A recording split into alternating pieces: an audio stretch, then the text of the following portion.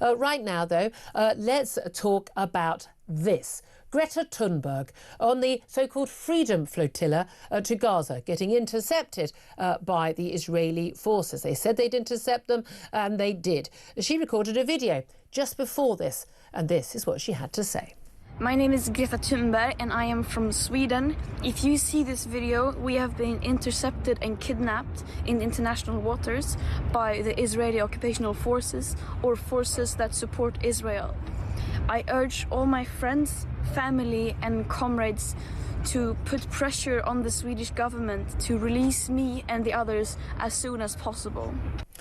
Kidnapped, she claims, needs to be released. Well, she will be released. She'll be flown home. I'm not sure whether the Swedes want her back or not, but let's talk about this with journalist Yvonne Ridley, who joins us once again. Good afternoon to you, Yvonne. Afternoon, Julia. Thanks for joining us. What do you make of Greta Thunberg using the term kidnapped when she was taken by Israeli forces, who gave them sandwiches and bottles of water, taken to shore, and will now be shown the video of what happened on October the 7th and then sent home? That's not a kidnapping, is it, when people are actually still, dozens of them, still kept in tunnels by Hamas who were kidnapped on the October the 7th? Should she have used that term? Well, she was kidnapped. She was in international waters on board a humanitarian aid vessel heading towards Gaza. And according to the UN laws and regulations, anyone carrying humanitarian aid into a war zone should be allowed in unimpeded. As I say, this was in international waters, and the law is quite clear.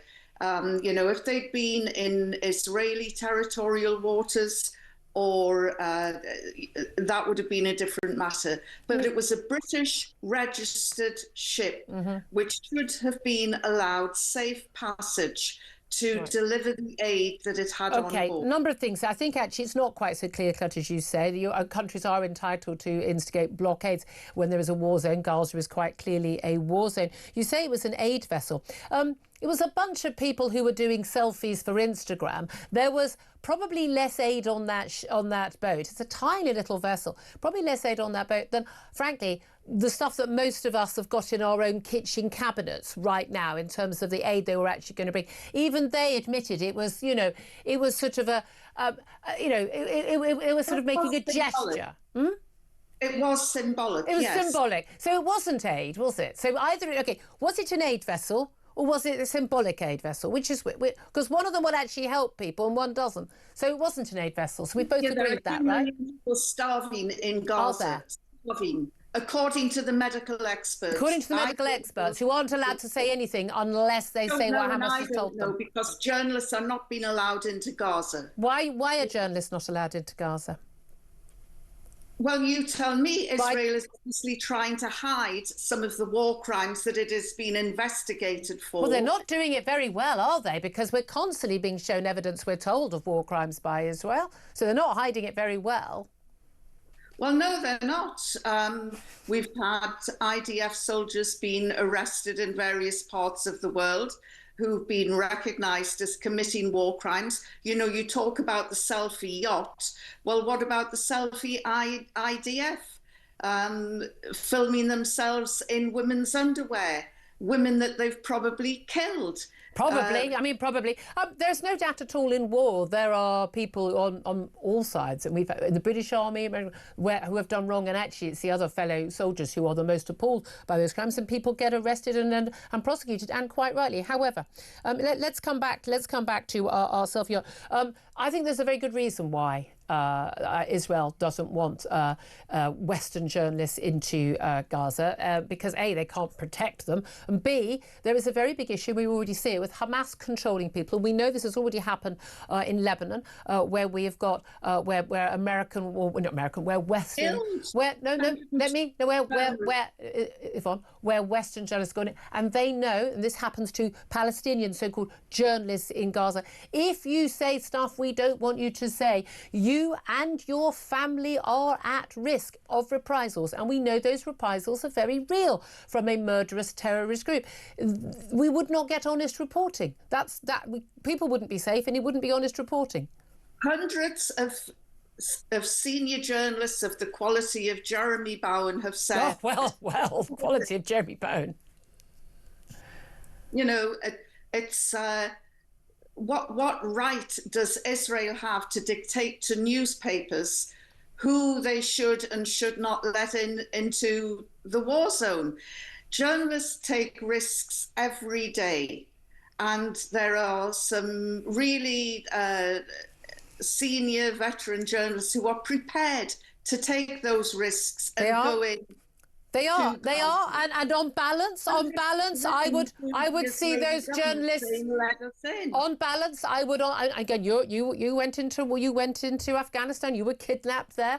I have to say, I'm not entirely sure. Given that apparently the BBC and Sky and everyone else are able to get all of their information from Palestinian journalists on the ground in Gaza, I'm not quite sure why you think the truth isn't getting out, because we're told every single day of apparently yet another atrocity committed by Israel. So I don't know why you think that we're not getting the real news about what's coming out of Gaza, because every report I see fulfills your narrative beautifully. Well, the truth is getting out, but so at what's the same time, there is no substitute for having your own person on the ground reporting with that byline from Joe Blogs in Gaza. Yep. And every journalist in Fleet Street would say to you, there is no substitute for having your own person on the ground, your own eyes and ears. I've worked with the journalists in Gaza before. I've met many of them. And yes, I have. I bet you have, Yvonne, given your views.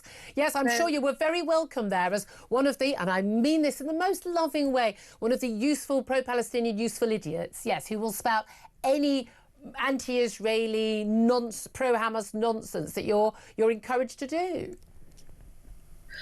Well, you would say that, yeah, because yes, I do facts. I have met the journalists and the men and the women who've bravely reported. 220 are now dead. 220 people who put on a press vest.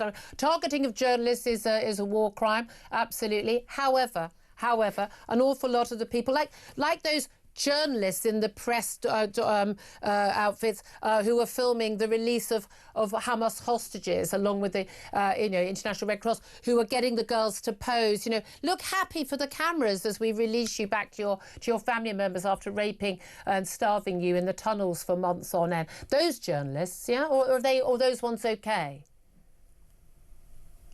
Look, I didn't see that. Oh, you didn't see it? That's weird, because it was on all over social media. It was played on national news, I recall. Those journalists were there. They were completely safe there.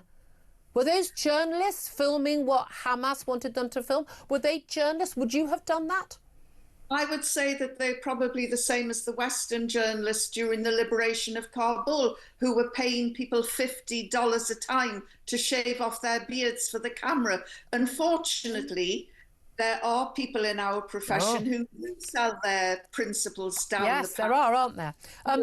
Let's talk about selling out our principles, Yvonne Ridley, because when I knew you and worked with you at the Sunday Express many years ago, I believed you to be someone of integrity and someone who cared about facts.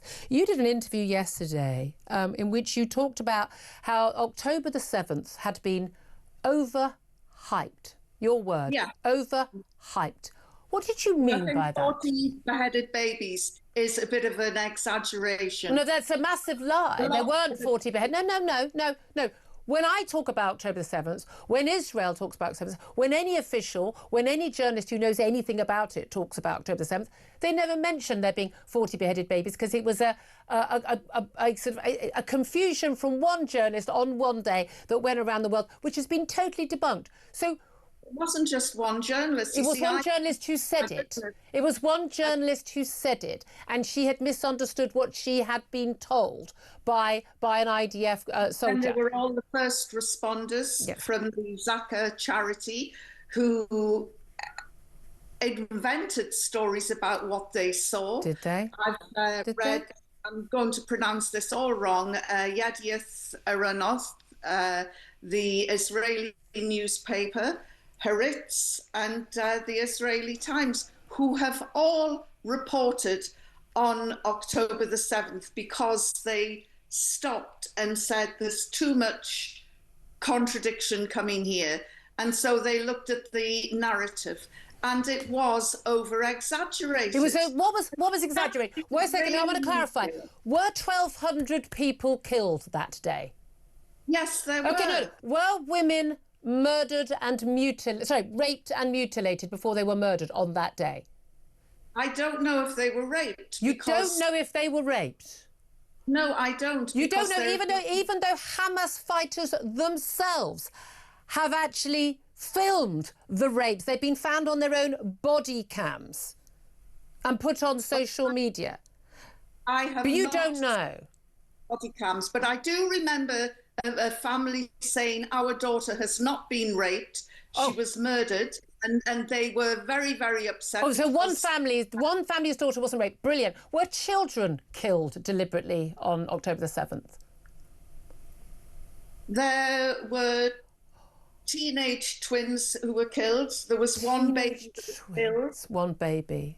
One baby. That's all the children. You got three. You got three. Okay. Was anyone mutilated? Was anyone mutilated? Were bodies mutilated, and were families burnt alive on October the 7th? I did see raped and mutilated bodies, but I thought they weren't raped. I thought no one was raped. You told me a minute ago they weren't raped.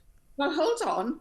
These were of Iranian Kurdish fighters, and what on earth their photographs were doing mixed in with October 7 photographs. Okay, when were 251 people taken hostage by Hamas and others from Gaza and taken into Gaza and taken as hostages? They were. They were, okay. And when some of those women, some alive, some dead, with mutilated, naked, blood-strewn bodies, when they were paraded through the streets, did a load of Palestinian civilians cheer and spit and beat those bodies? Did you see any of those videos? Did that happen, or was that overhyped?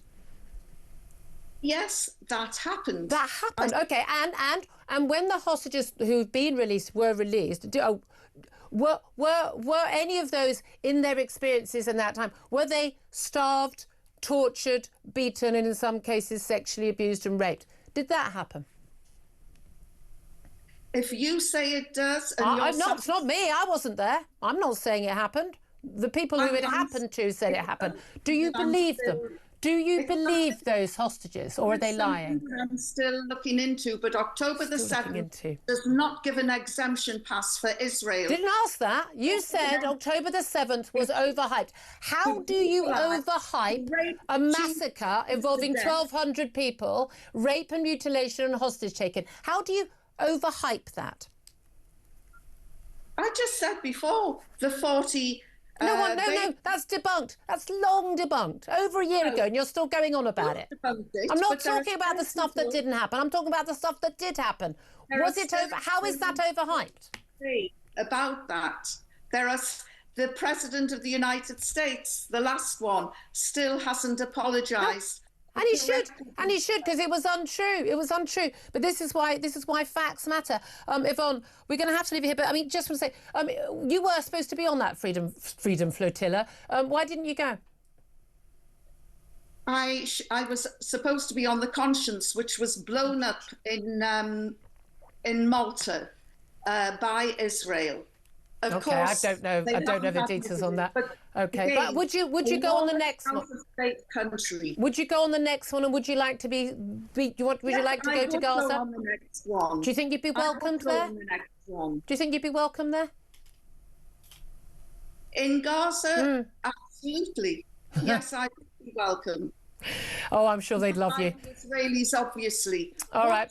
Yvonne Ridley, you've probably got a better chance of surviving if you're in Israel than Gaza. Yvonne, I so appreciate you joining us. I am, as always, utterly appalled by your views on this, but I'd rather hear them. I'd rather have people hear them so we can challenge them.